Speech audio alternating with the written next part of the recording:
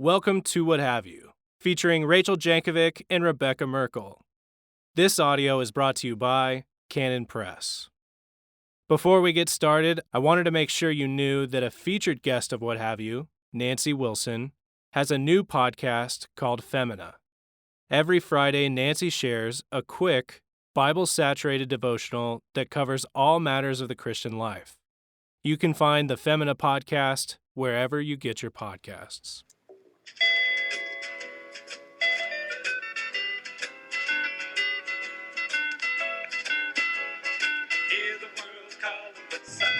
Welcome back to What Have You. I'm Rachel Jankovic. I'm Becca Merkel. Yep, here we are. That might be it. It's hot. It's August. The sky is white. My word. And The fields are crunchy looking. Can I just tell you, in keeping with my rhythms of my life, I just flat stopped watering my garden or caring about 3 weeks ago.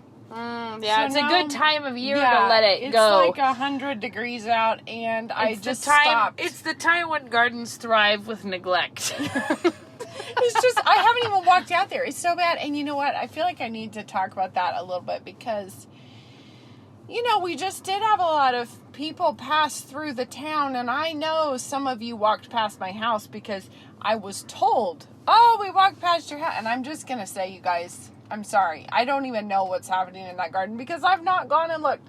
It's wilting away in sadness and sorrow. You know what's happening in my life right now? Is that I am discovering what it's like to have 7 teenagers in the house, which I have 7 teenagers in the house right now because I have 2 nephews and a niece living with us for this last week before school starts because they have football practice and they have a lot going on. And so I have a house full of teenagers, and I think, if anything, is more designed to let you know that your grocery routine is not what it should be. That's the one. That's the one that will draw your attention to how much a cheese stick won't get us through. No, like you're like, wait, I need to take this more seriously. And then last night I ran to Walmart. So I'm like, well, I'll quickly grab 6 gallons of milk because I can put some in the fridge in the basement. It's like, that's great. And I'll get a bunch of extra eggs because we need that. That's great. But then the cart's full. So you're like, well, loaded up on those 2 things. But what am I going to do about the rest of it? Like, oh, Becca. What? Okay, I have to give you this tip right now. Okay. Because I won't remember it when the tip comes. Yeah, but I had okay, I might be the only human in the world that is as troubled by this as I am. And I'm just sorry if none of you have been trying to run these analytics in your own life, so you just getting a weird look into my mind. But I shop at Winco, and at Winco, things are not always laid out the way they should be in the shopping order because you come in, you're in the produce. So you get the produce, and then you maybe hit the, snack aisle on your way past the produce, and then you're in the deli, and then you do the meat, and you might loop back around. But the really where the problem comes in is that the produce is on the bottom, and then you get to heavy stuff later. Yeah, the milk. And then you're not sure. Okay, but then, so you've put it in your cart in some way that you're always trying to not put the drippy pork on top of the apples or whatever. You're trying to order that up. Well, then when you go, you unload it onto the grocery thing. With the bread as the final one, that one is the thing that annoys me. It's not, I always get the bread last because it's right by the check stand. And but so then it it's goes first on the belt. Yeah. Yes. But then this is the problem. I'm always trying to think of what is the strategy because I know that there has to be one where you could organize the things in your cart where they could go from your cart to the belt to the bags to the back of your car in the right order. Yes. Because no matter what you do, it's the wrong order because I go like, oh, I'm going to get ice bags. So I'm like, oh, I'll put the ice in the bottom of the cart. Yeah, it's like, but then you're like, no, because then they're last in the car. Yeah. And then if they're last in the car, then you're messing everything up again. So it's been a real trial for many years before. It actually reminds me of that paper. I'm kind of all breathless to find out what it is. Yeah, I didn't really solve it too bad. But the paper the little my puzzle hopes that up. Granddad gave us when we were Yeah, little that you yeah. can't try to go through every line once and Yeah. none twice or whatever. Yeah. It's one of those sorts of riddles. I Yeah, think it I is. do it every time I go to the store. But this last time, I had a breakthrough. I had 2 carts just out of control full of groceries. And so, You pushing them both yourself? yeah, push and a pull. Push and pull. Yeah. All right. I'm really into social distancing, so at the grocery store, I try to have a cart on every side of Have a real myself. buffer. Just kind of twirling around in the Yeah. big, Yeah. No, so I figured out, Okay. breakthrough news, Yeah. I used paper bags to pack the groceries. Okay. This is innovation at All its right. finest. Okay. Boxes of things like LaCroix in the bottom, Yeah. paper bags, because I hate having the produce smushed, and Yeah. trying to do all that, so the lighter weight things on the top of the paper bags, whatever. Okay. And then I came back with the plastic bags, like chicken breast in a plastic bag, and slip them in the side of the cart down beside all of your nice clean lines of your so there were no random heavy things having to get put on top because there was no other hope for us You know, at the end. now that you bring this up, I was thinking, why did I always never think of use- using yeah. 2 bags? I always use plastic just sort of out of habit. But now that you say this, I just got back from Winco this afternoon, and every time, doesn't matter how I do it, I pile all of this huge heap of groceries in the back of the cart, and then I open the bag hatch, They fall out. and there's inevitably a bag full of, today it happened to be little bottled drinks. that Becca all has. fell out. I'll And- have you all know that at least Yes, twice, at for least twice. sure, I 2 was gonna times. say this. I have actually been on the horn with Becca, talking to her on the phone when she has ginger ale roll out the back of her car and explode in the street, and begin hosing ginger ale off around yeah. things. And So one of them, it's it actually a powered real itself. hobby. I've It- been there twice Yeah, for it it. powered itself down the road by Do you remember I think it was Dean and Antonia that told us about the time that they were going on it. They were having a date night, and they were walking in Pullman together down Main Street, and some car was parallel parking, and like right beside them as they're walking by, and backed onto a thing of motor oil when it hosed them down. Like it just blew the top off the motor oil and hosed them through no fault of the drivers at all. Like nobody ever intended to squirt motor oil all over a couple on a date. It's just the Lord nominated you for that good time today. Anyway, sorry. So you were... Anyway, so I'm just saying that actually I think that your paper bag motif could solve some of my collapsing bottles problem. Well, I found the one problem, and I'll tell you the I've reason. even considered the reason bins, this Rachel. tip is not. Yeah, the reason this tip is not as good of a tip as you may have wished it to be is the fact that they had to shut down the whole grocery lane when I came through it, and tell the lady behind me that she better go elsewhere because I was going to take too long because I clogged up all the everything. sides. Yeah. But then once they'd done that, I really felt like this is my big chance to see if I can make this make more sense. And it did make pretty good sense because if you treat those paper bags like you're packing them strategically full, like using your cracker boxes wisely while you're doing this, then they actually do transfer in a pretty orderly way to that car. Although you still would be left with the ice and the boxes of LaCroix to throw on top of stuff, but I managed to not do that this time. My tip is I always, when I'm loading it off the belt, I always set all the milk up in the little kid section. Too, yeah. But that's really my only...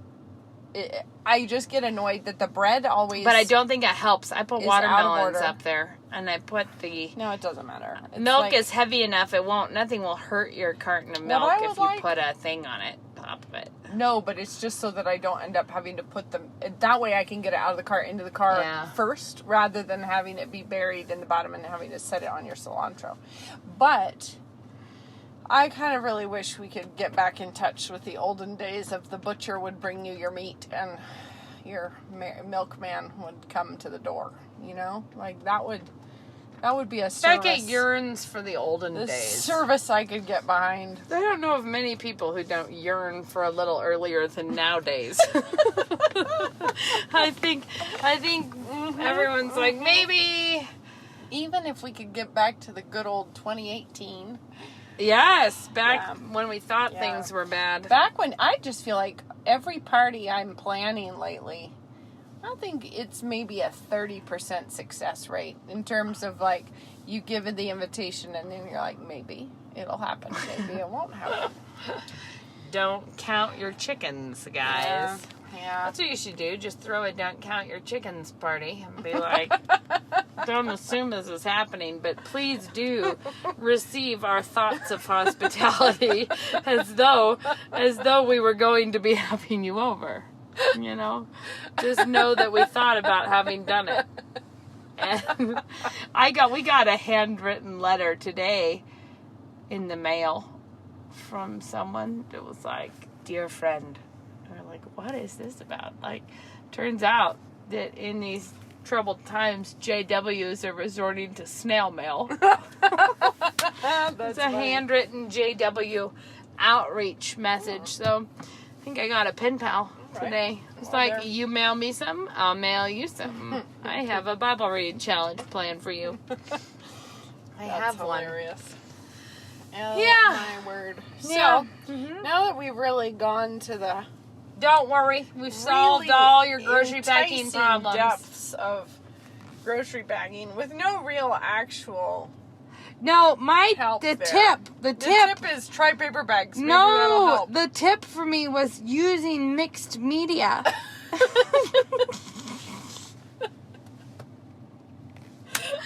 I think I've used paper bags before, but I've only used a paper bag, like, I pick one or the other. I've never tried this intramural sport with the bags. Yeah, with both. And so when I realized, what if I built the building blocks of a grocery run with paper bags and the weird squicky things went in plastic bags in the sides? I could see it. Yeah, I had a really, I got a glimmer of something that might be workable in the future.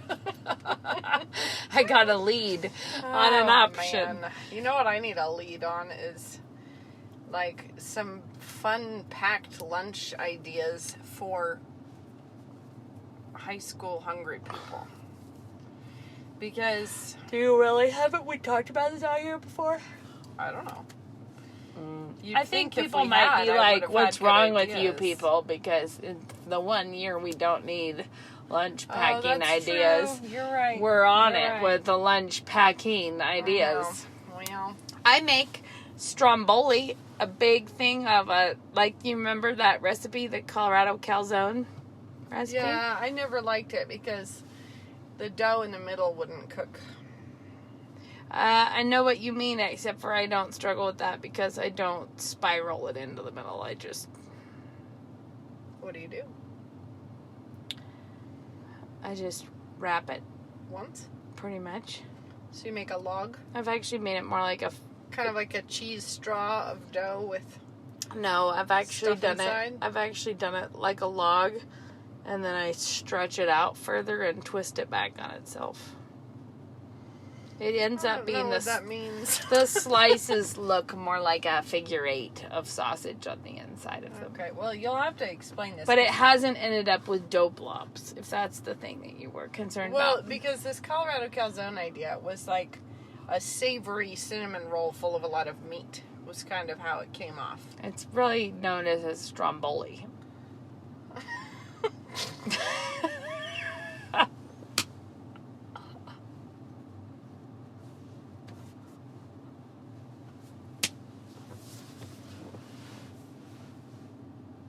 Oh no. It's not even That's like saying tortillas are basically a blander donut that's rolled out flat, not fried.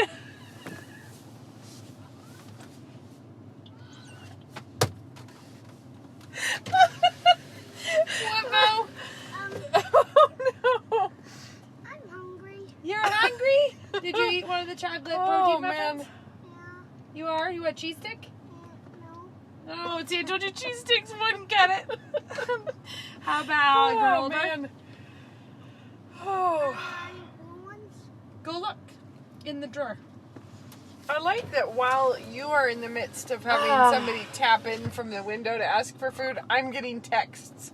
What am I going to eat right now? Is that the text? It was to the family chat. Hey, does anybody want to bring me some food? Anyway. Oh, man. Well, I'm just got real tickled about that. What I was going to say golly. about Stromboli is that it's like mozzarella and You're sausage the and one stuff. that brought up the Colorado calzone. I was merely trying to, help out with footnotes. Yeah, well, it's not like a cinnamon roll. But Yes, it is. The Colorado calzone is.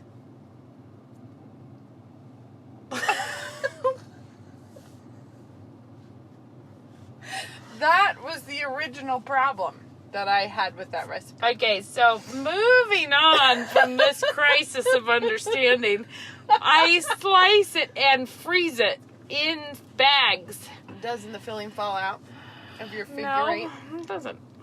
I have more Interesting. talent than you in Apparently. making this. Apparently. But then the kids can either grab one and throw it in their bag and it thaws by lunchtime. Mm-hmm. Or people can microwave it when they happen to be a desperately hangry personnel. Well, It doesn't make those King The Arthur thing flour. And I'll tell you, I'm discouraged about King Arthur flour right now. I'm discouraged about everybody right now. I am, yeah, but like the people that I follow, because I really enjoy good recipes and baked goods, and I've always liked their flour. But why did they have to become the big boss nation about all kinds of things that are not their purview? And then making man. their baking feed unbearable with the self-righteousness. Then they changed their logo. No. Yeah, they changed their logo, and now they're the King Arthur Baking Company. And they're all like, oh, this has been in the works for a long time. And this is the thing, is that I actually like their new logo is fine. It's not like there's something evil about the new logo. But they have put on such an ugly persona of late that their new logo feels forever, like it feels It's sinister. probably compromised. Like, if you've been a successful baking company since 1776, isn't your logo working for you? Like, Yeah. that's my Yeah. question. Did you really need... Not really. I think anything you that really- dates from 1776 we're trying to throw in the river. Yeah, that's the As problem. fast as Yeah, possible. I just wasn't super pleased with them about that. And I unfollowed them because Yeah. I still will search their recipes for things that I wanted, but I'm not looking for little self-righteous No. Well, hot I'll tell you tips what from... got me put out was I found a recipe today when I was making my menu. I was like, oh, that looks good. I'll try that. I don't even know what it was. It was something, I don't know. It looked interesting. Yeah. Yeah. Timeout. Blue ones, can I have some part, Rudy? Sure. Yes. Nailed it. Anyway, don't know what I was talking about. Yeah, you do. You were planning your menu. Oh, yeah. And you know how you find a recipe, you click through, you look at it, you're not paying attention to the life story of the person who's giving you the recipe. Well, because if anything has made us learn these skills of not really looking at what you're reading, it's Never. recipe blogs. Never. Yeah. And You're and- scrolling to find the ingredient list. yeah, and I'll tell you what else. I have, no, that's boring. It doesn't matter. My computer's being a bit dodgy, so it will seize up if a website has too many flashing components. It will just right. spritz out. And so then I have to open up like Chrome, which I don't like at all, and then I can use Okay. that. So anyway, I do a lot of like, oh, I'll just cut and paste the address over in Chrome, and then I can see if it looks good. So I do that. I'm like, all right, I make my list. I kind of throw everything on the old grocery list and everything, and then suddenly I'm assaulted by this video I've been ignoring in the upper corner. I was just looking at the recipe, and it's just this homosexual couple making out, and I'm like, what? Stop it. And then I start looking, and there's another, what appears to be a very suspicious-y transgender kind of something. And then I noticed that the title of the website is something to do with cooking in the closet. And I was like, am I really here? Like, am I having a mistake? A really devious Did I time? make a mistake with where I went on the internet? And the thing is, maybe the closet has nothing to do with that closet, but why all the ads? Like, It's I don't weird. know. I just was really put out. Well, And you know only what? today I went to look at. Just tell me how to cook a dry garbanzo in the Instant Pot. Like, Okay. here's what I need you to tell me. 2 cups dry garbanzos, 4 cups water. Yeah. Put it on Full high stop. pressure for 40 minutes. Farewell. That's the information. Mm-hmm. That's what I want to know. Instead, I'm trolling through page upon page of someone. Like, I think the sentence started out, let me tell you why I like dried beans. And I'm like, no, let you not tell me why you like dried beans. I think dried beans speak for themselves. They've been known for a long time as a certain kind of commodity, and I don't think that they're innovating. I mean, No. it's like they make the best paper plate art. I feel like while we're on the let's air the grievance time, here's what really peeves me. Somebody threw out one of these very kind of right-wingy news venues that had a story about something atrocious that's happening. I don't remember what. It was something, people protesting or burning down Portland or I don't know what. And whatever it was, I was like, oh, interesting. And I clicked on it, and it's clearly a right-wing news media situation. Yeah. So tell me why it is grotesque ads. And I feel like it's licentious, it's totally like the old time car, well, they probably still happen, I just never see it, car magazines. Well, no, that's the thing, is it's like, does anybody pay attention anymore to consistency of thought? No, because the conservatives are like, we're all about going back to the great America that brought us Hooters. Yeah. Well, yeah. That was and you're like, peak America right there. Have we not learned anything, conservatives? Because, it's just like there's quite a lot of that. A lot of shenanigans. raunchy ideas that you could click through to see things you shouldn't. But it was like, why would that be on the Washington? Why are they all named Washington something? It's like Washington Examiner. I think it might Washington be because of Post or Washington, D.C. Maybe, but that might be why.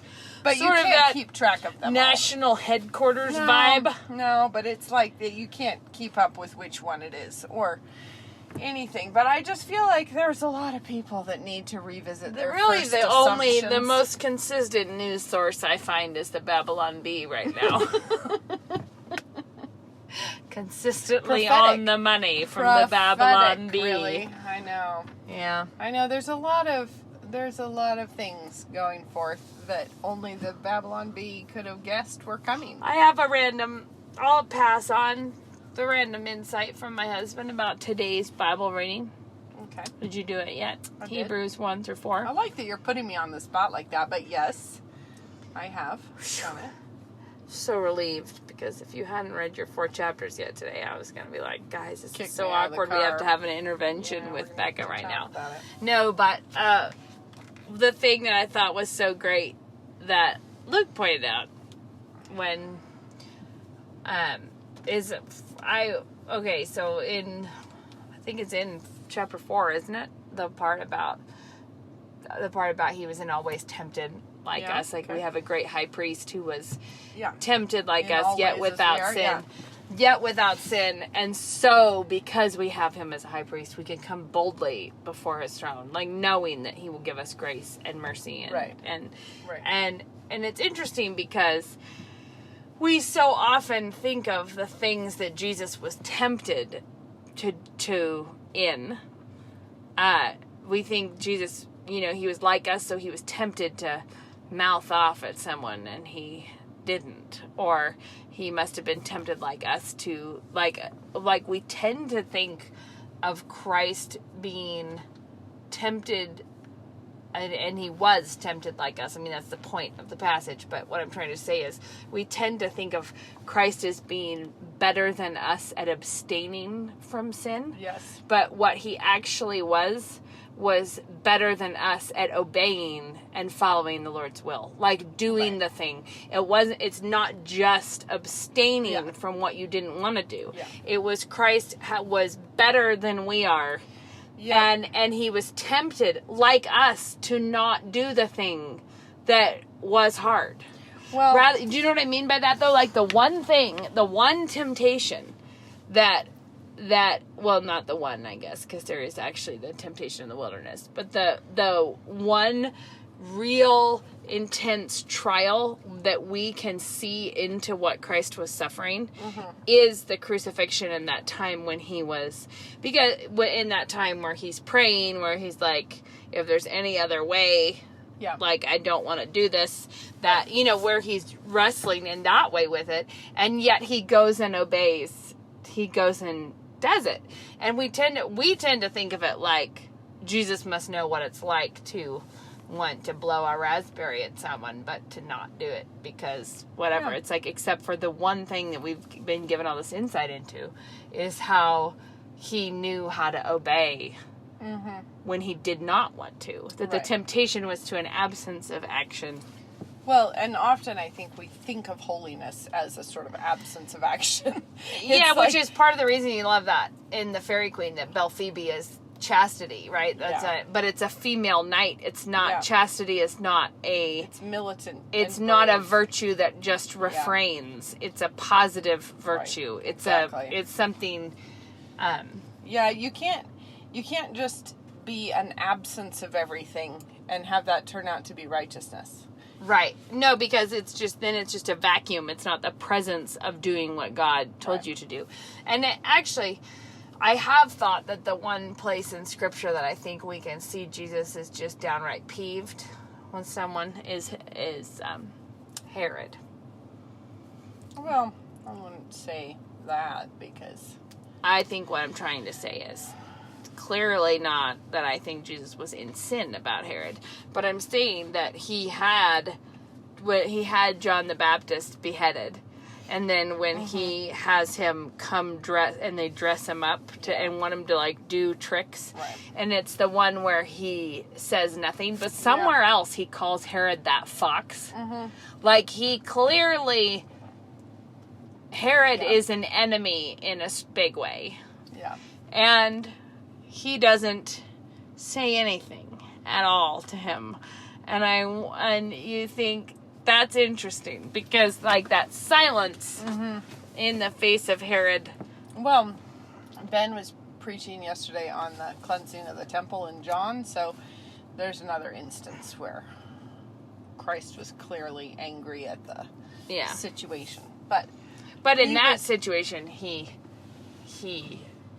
was acting, and in the situation with Herod, he was not saying that. What I meant is, what I was trying to say is that is the one situation where I could see Jesus maybe being obedient through not doing what he probably would have thought in his heart for a moment. He could have done. That's what I think of. What I was going to say, though, is I think that it's actually really interesting. I did not know this till he started his series on John, but the first half of John is a series of 7 signs.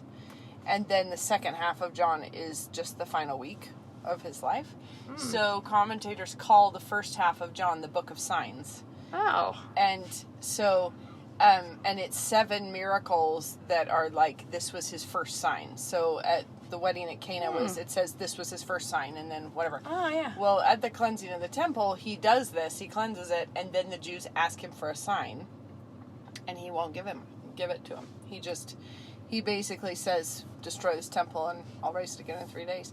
And then you move on, and then there's another one. So he was just saying, clearly Jesus is giving signs all over the place, because right after that it says, and many were converted because of the signs that he was doing. So he was doing lots of signs, but as soon as the people demand one, he doesn't give it to them. And it's because Ben was sort of unpacking that as saying that, like, when you say, like atheists will say, if only God would show himself to me, then I would believe.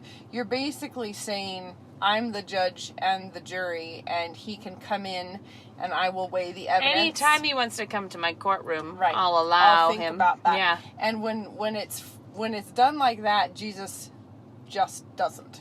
Yeah. He just leaves them all with that. And says something cryptic and walks off. But when he's doing signs elsewhere and people are all believing, it's because, like at that moment, Christ is already doing a work in them, and they're not sitting in judgment over it. It's more like so I think that's interesting with the Herod parallel. Yes, that's a moment where he was not going to entertain Herod. Part of the reason I think that's interesting is that Herod wanting Jesus to do party tricks for him. Right. But John the Baptist was beheaded because of Herod's party tricks. Because he was too intrigued by someo's dancing that he promised too much. And he didn't even want to execute him, but he had to. And I think that's just, I can't imagine how much, if you imagine your dearest, your cousin and your dear, like someone who's so, John the Baptist meant a lot to Jesus.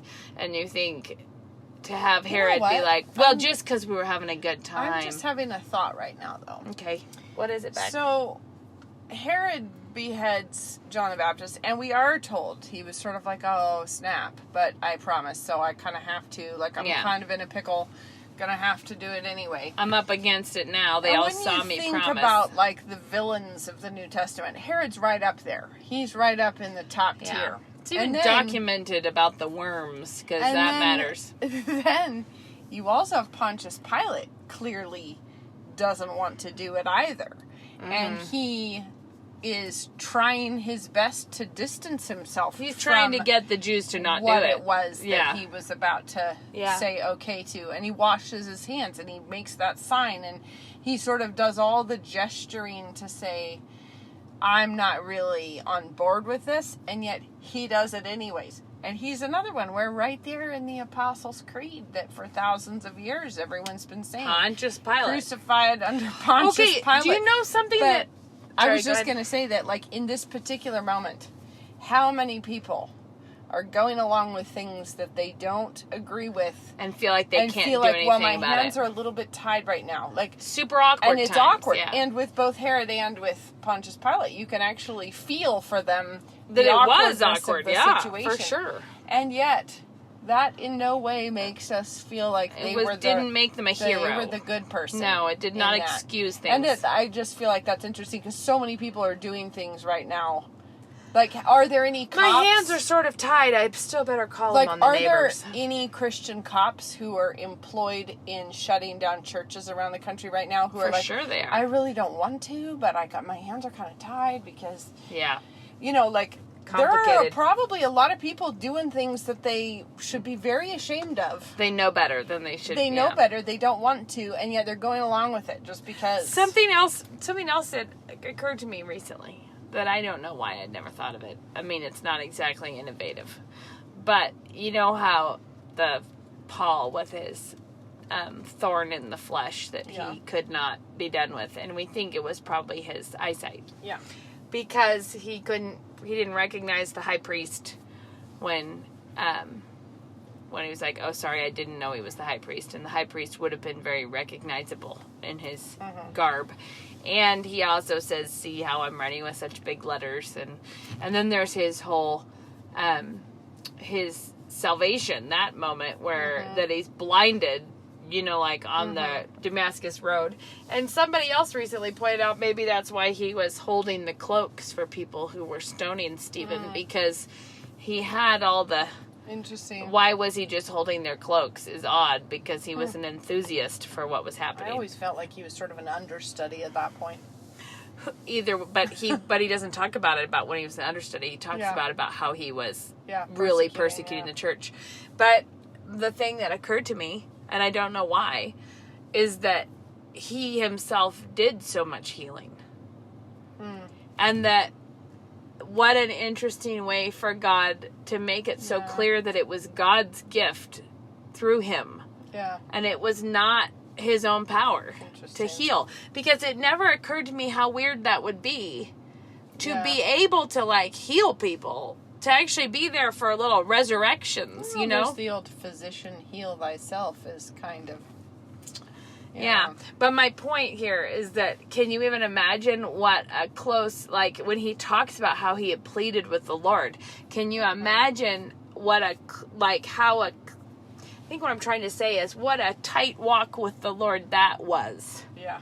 In the sense of being able, while you suffered with something, to heal other people is a really interesting thing. And I think I was thinking about that because of how much sometimes people take Paul as being really kind of arrogant. Mm-hmm. Like, because he's so strong and confident in so many ways. And I think thinking about this just gave me that, like, a weird glimpse into how strangely vulnerable he was to the Lord, if that makes sense. Like how... Right. Anyways, I don't think Paul's arrogant at all. My point is how closely he must have been walking with the Lord on that, on those things. That it wasn't like Paul just had it all and could go out and just clear, you know, heal people and get whatever he wanted and do. You know, like he was really suffering and struggling while having the power to heal other people. Speaking of that, Judah showed me a little ad for a Joel Osteen portable speaker. Ooh, that'll fix us up. It's a small, kind of almost pocket-sized speaker that's preloaded with many of Joel Osteen's encouraging words. So if you're feeling down, you can just push that button, and Joel, he's there with you. with sort of like, you're enough. Magnificence is coming your way. For $19.99, you can get the real pack of encouragement. So speaking of people who are, you know, ministering, you from could tell a place of having it all together. I think Paul is a great example of what Dad has always said, that it's amazing how a pastor can get up in front and talk for 30 minutes about how he was tired and feeling testy with people, and so he just got bothered and he said whatever, and everybody can be like, wow, he's so humble. He said, but if someone gets up and says, the Lord says you can't, you know, like a pretty much a straight Bible quote, everyone's like, you so arrogant. A little bit bossy. And it's like, really? It's talking about myself and the nuances of my attitudes. Like, you need to show us that you're vulnerable. Yeah, like, true humility is a long talk about everything about me, but and true arrogance is to quote the Lord. Really done a number on our dictionary assumptions, because bravery is nobility, not it. Yeah. We don't even say the word nobility. Up. We just took out of the book. We don't have that. No such nonsense in these parts. No, piety, that's gone. But what we do have is bravery and, you know, courage and, I don't know, all of these virtues, the stuff that we made up, turned inside out completely. Isn't that, you know? Yeah. Such a bummer. Well, I'm realizing that I'm really going to have to get out of here now, because I have to take people to football, and before I take people to football, I have to finish making them a Cuban sandwich. Oh, that's a good And idea. that time is ticking away. That's interesting, because I'm going to be feeding after football, because Judah doesn't like to go to football on a full stomach. So, I think we've been feeding before and after. I don't know. It might be a poor choice, but it might be the only choice I have right now. I'm doing the post-rugby, post-football foods today. But Luke has a board meeting, so really nothing makes sense in my life. Like, really... No. Really, the kids figured out I had from 2 to 6 today. There was nobody had to be at anything, but that was it. But really, that's nice. 2:30 to 5:30 and 2. Whatever. The point is, this is a real time to quote old Elizabeth Bootser. It's just Okay. Pray for me. I'm going to I'll the be kitchen. in the kitchen. I'm going to the kitchen Yeah. now. It was Well- like if all these people could feed themselves, I would have time to write you letters. But since they don't, pray for me. I'm going to the kitchen. That's pretty much it. You already gave us a tip, so we're sorted out with that. We've changed Yeah, our life. Get yourselves all warmed up to start inviting all your people, everyone you know, to join you in the Bible reading challenge starting September 7th, which is just a 1-week break when we finish Right. Same Page Summer. We'll be starting To the Word 2020. And if 2020 needed anything more than people to be to the Word in it, I don't know. It's true. We got to get that done. That's something that has to happen this year. Put it on Well- your must-do calendar. Yeah. All right, until next time, bye-bye.